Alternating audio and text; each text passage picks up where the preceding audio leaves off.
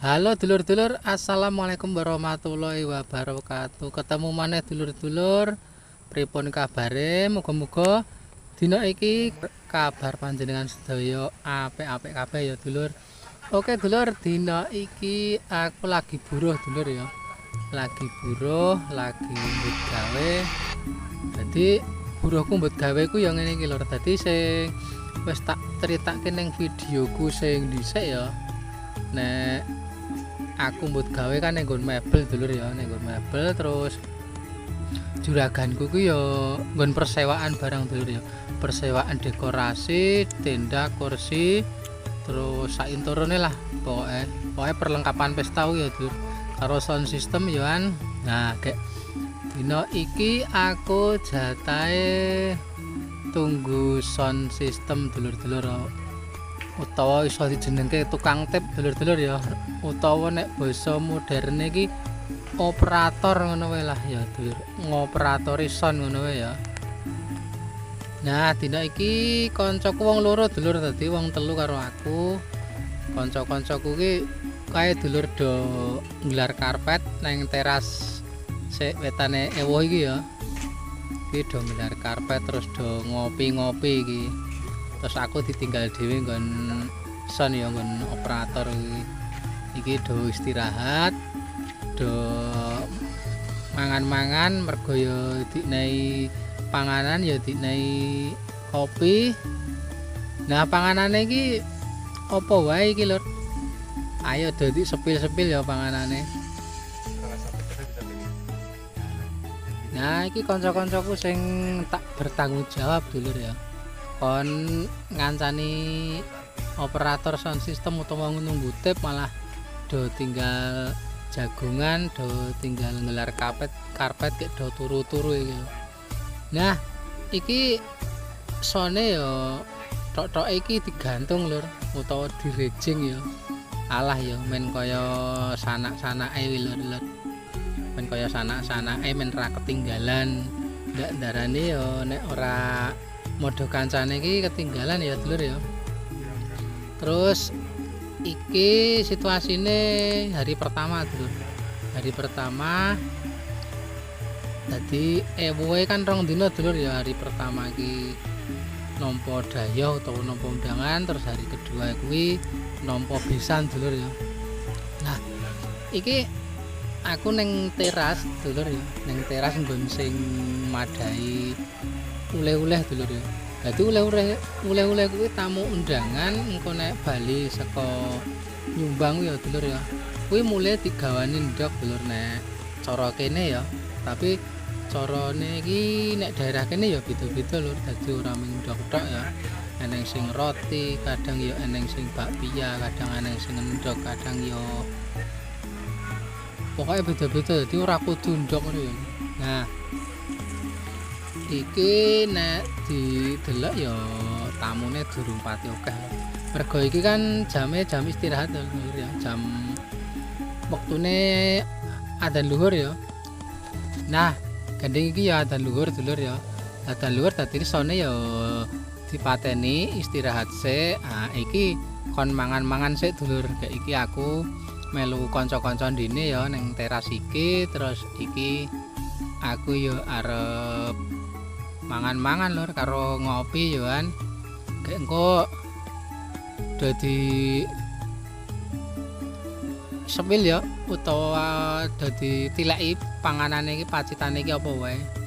Dadi pacitane iki lemper ana dulur ya, lemper ana, terus tape ketan ana, terus emping ana, terus roti ya ana dulur.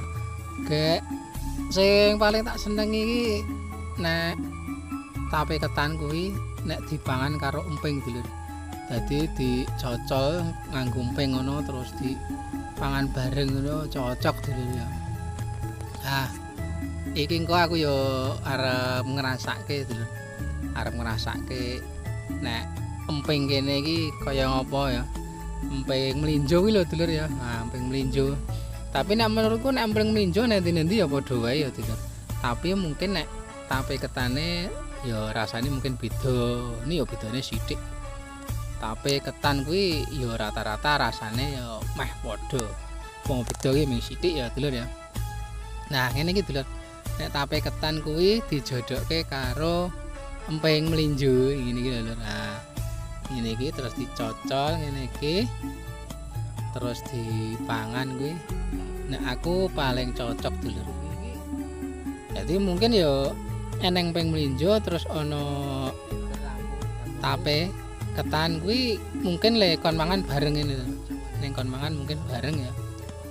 Jadi ya iki tak pangan bareng. Ben kaya wong-wong lah lur ya. Nek wong-wong kae kok le mangan emping mlinjo karo tape. Nah, aku ya mira-ira. Tapi ternyata ya enak tenan lur. Enak tenan nek tape kuwi dipangan karo emping mlinjo ngene iki. Tape ketan lho tapi lur. Kudu tape telo ngono kae. Tape ketan ya. Nek tape telo ngono kae dipangan karo emping mbuh lur aku ya urung tau. Tapi nek nene wong ngene iki ya enenge tape ketan. Jarang-jarang sing tapene iki tape telo ngono kae. Nah iki nek sound sisteme kuwi le noto to lur, le loading kuwi mumbengi ya lur. Wingi sore ya lekaset. Maghrib ngono kae tekan kene terus ditoto. Terus mumbengi ya wis diuripke sedelet. Terus esuk mau dibaleni ya lur. Esuk mau dibaleni nganti awan iki kayak iki engko tekan ko sore engko bengi. Nah, terus sesuk-esuk kuwi hari H ke sesuk-esuk iki ya ana ijab. Dadi ijab kabul mantene kuwi ya. Kene mantene manten wedok dadi ijab kabule ning manten wedok ya dulur ya. Nah, terus sekitar jam 8 apa setengah 9 ngono kuwi biasane teko dulur, biasane teko terus engko kabare ya eneng hiburane ya elektron utawa campur sari dulur. Ana keyboard, ana kendang, terus ana penyanyi, ana MC. Ngono kuwi engko nek ning kene jenenge elektron utawa campur sari. Kuwi engko ya dadine nggo ngibur tamu pisan kuwi ya lur ya. Iki mau gandeng ya istirahat, iki mau wis dikon rolasan barang lho utawa dikon makan siang ya. Tapi iki mau kanca-kanca urung gelem nunggu sedelet ngono ya. Nunggu sedelet engko delet engkas lah. Ngono mau kek iki engko ya nek wis bareng mangan-mangan iki engko ge arep tak jak makan siang utawa mangan ning nggon prasmanan kono ya lho. Mergane ya aku wis ngelih mengesuk sarapan tapi lur tapi mung sithik ya. Dadi awan ngene iki wis biasane ya mesti makan siang ning gawean ya ning nggon buruan kuwi.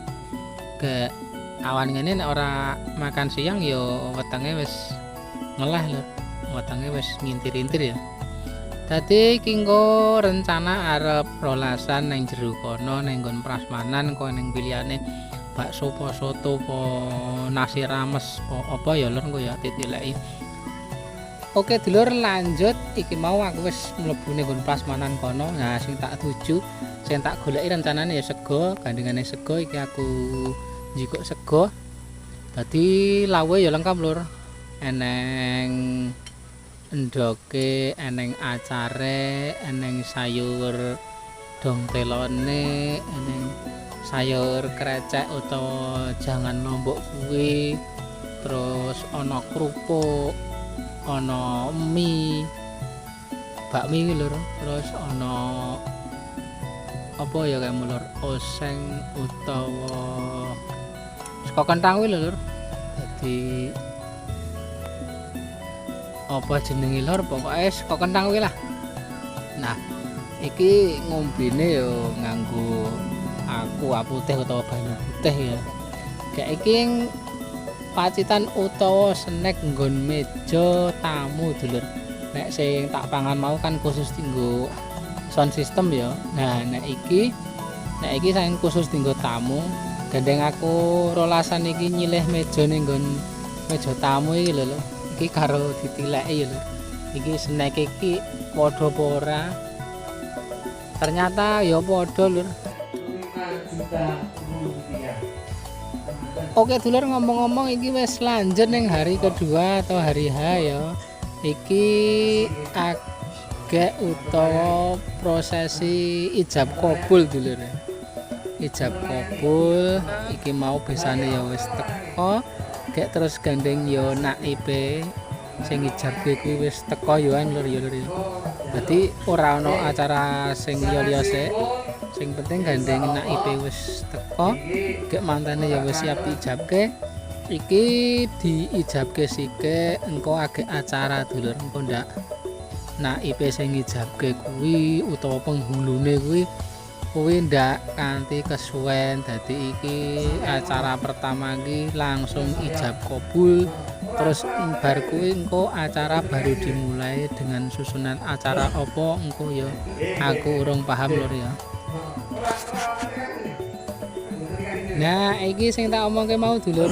Sing tak omongke mau nek ana elektron utawa hiburan iki ya iki ana kendang, ana ketipung, ana keyboard, terus ana penyanyi ya iki ngarepe iki ana penyanyi loro karo ana MC siji. Dadi kuwi rombongan campursari sing khusus menjamu untuk tamu saka besan.